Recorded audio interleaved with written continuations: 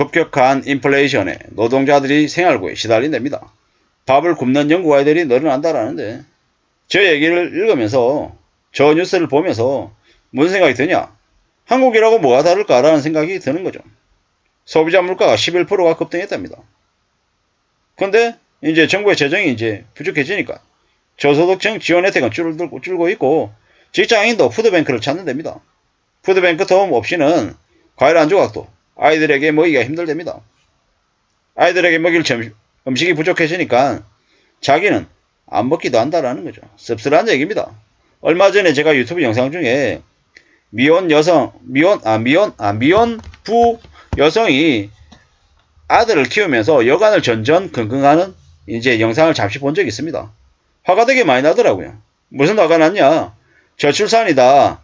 아이를 낳지 않는다라고 얘기하면서 정말 지금 아이를 낳아서 기르고 있는 사람에 대한 지원은 왜 없는 걸까라는 생각이 들었습니다.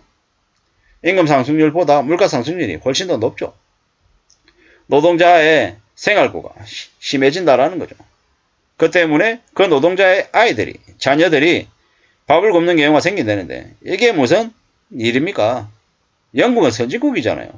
유럽에서 잘 사는 나라 중에 하나일 텐데 저러고 있다라는 생각이 드니까 유럽이, 영국이 저 정도이면 한국은 그리고 다른 나라들은 어떨까라는 생각이 들었습니다.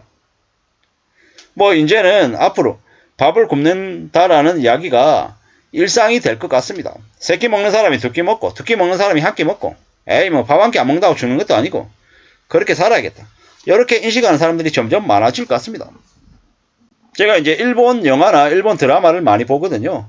거기에 보면 점심을 저렇게 부실하게 먹나?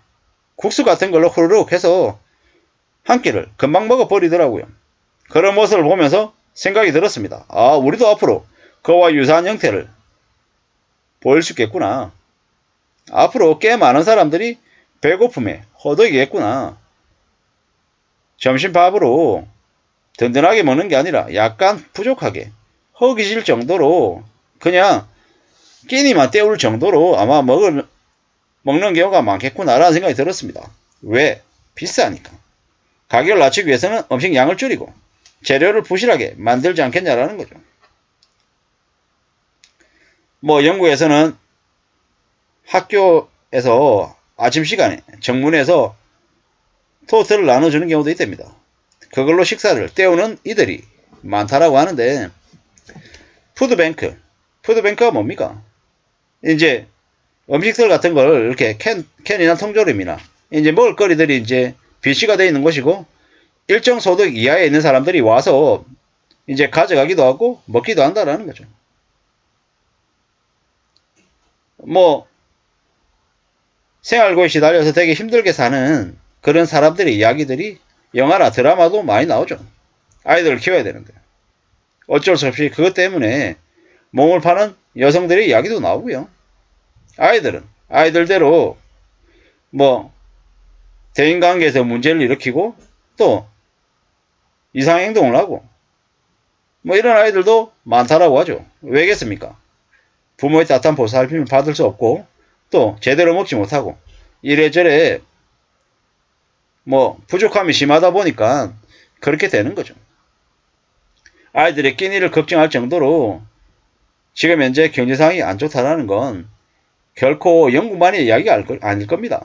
저 영국의 이야기가 결국 한국의 이야기가 되고 한국의 얘기로 그치는 게 아니라 일본이 되고 중국이 되고 러시아가 되고 유럽이 되고 아시아의 많은 나라의 모습일 것 같습니다. 경제가 안 좋아질수록 가장 경제적 고리가 약한 부위부터 문제가 생긴다고 하죠. 이렇게 힘들고 어려운 시기가 이미 우리한테도 닥쳤고요. 저성장이고 이제 저성장 고물가, 인플레이션, 고비용 사회, 가처분 소득이 줄어드는 사회 이미 시작됐습니다. 빚도 너무 많고 빚 때문에 야반도주하거나 극단적인 선택을 하는 사람들도 매일같이 나타나는 것 같고요. 어떻게 살아야 될까? 어떻게 사는 게 현명한 모습일까? 이런 생각들도 많이 하지만 당장 오늘 뭐 먹고 살아야 되지? 내일은 어떻게 아이들 밥을 먹여야 될까? 이렇게 걱정하는 전 세계 부모들도 늘고 있답니다. 그동안에 되게 성장을 많이 하고 호화로웠다라고 하면 앞으로는 많이 어려워지고 많이 궁핍해질 거다라고 생각해야 될 것 같습니다. 그게 앞으로 우리네 앞에 펼쳐질 현실이기 때문에 좀 더 정신 차리고 조금 더 염려하면서 지내야 될 것 같습니다.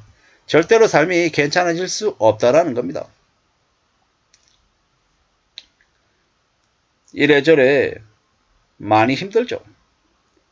그래도 영국이나 유럽에서는 푸드뱅크를 이제 운영하는데 우리는 그런 저소득층, 밥을 굶는 아이들을 위한 밥 한 끼를 마련해 주는 곳이 얼마나 되나, 또 그리고 그런 아이들을 위한 후원해 주는 그런 제도나 이런 것들도 좀 제대로 갖춰줘야 될 것 같은데, 워낙 그런 사회단체를 운영하면서 중간에 착복하는 이들이 많아서 사람들이 잘 안 믿는 거죠. 뭐 그렇다고 해서 동사무소나 아니면 공무원들을 통해 가지고 저런 지원을 하는 것도 참 쉽지 않을 것 같고, 이래저래 나름의 우리 사회에 저 아래에 놓여 있는 아이들에게 손길을 내밀 수 있는 그런 체제가, 구조가 갖춰져야 될 것 같은데 참 쉽지 않은 것 같습니다. 저도 제가 제 스스로를 되돌아보면 이때까지 이만큼 이렇게 살아올 수 있는 건 보이지 않은, 제가 미처 모르지만 많은 이들의 도움으로 이만큼 왔을 겁니다. 앞으로 저 같은 사람들이 어떻게든 베풀고 어떻게든 저보다 약자에게 손을 내밀 수 있는 그런 역할을 해야겠죠. 그러면서 삶을 좀 되돌아봐야 될 겁니다. 그래야 혼자 잘 먹고 잘 사는 나라가 아니라 그래도 힘들고 어렵지만 같이 좀 헤쳐나가고 같이 사는 세상이 되지 않겠냐라는 겁니다. 앞으로 많은 우려와 염려와 걱정들이 넘쳐날 것 같습니다. 그렇기 때문에 좀 더 신중하게, 냉정하게, 보수적으로 삶을 내다봐야 될 것 같습니다. 그래야 삶을 지킬 수 있겠습니다. 쉽게 생각하지 마시기를 당부드립니다. 우리가 살아가는 삶이 더 어렵다, 더 힘들다, 눈치도 보이고 걱정도 되고 어떻게 살아야 될지라는 두려움을 가지는 게 당연하다라는 겁니다. 밥을 굶는 사람들이 늘어나는데 나는 별일 없이 잘 지낸다라고 하면 정말 감사해야죠. 감사해야 됩니다. 절대로 괜찮을 수 없다. 앞으로 최소 5년 이상은 일본이 겪었던 잃어버린 10년, 20년을 한국이 겪게 되어 있다.